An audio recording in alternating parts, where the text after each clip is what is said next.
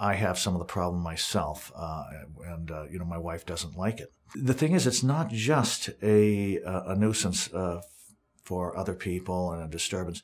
It's actually a health hazard. A lot of times when you're snoring, you can have what we call apnea, which is hesitation in breathing, incomplete or hypooxygenation. So you really never get to the sleep levels that you should be at. There's a lot of different devices out there. What they offer is an opportunity to treat the patients instead of the CPAP machines, the machines with the hose and the mask. Some people just have a real tough time wearing those. And the best device out there as far as effectiveness is the Moses appliance.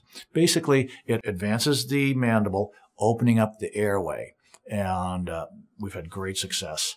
I've had my staff trained to be able to bill these services to the major medical. Most dentists don't know how to do that. It's not easy. If you don't do something, it's more than a nuisance. It's more than a bother for other people in the house to hear the snoring.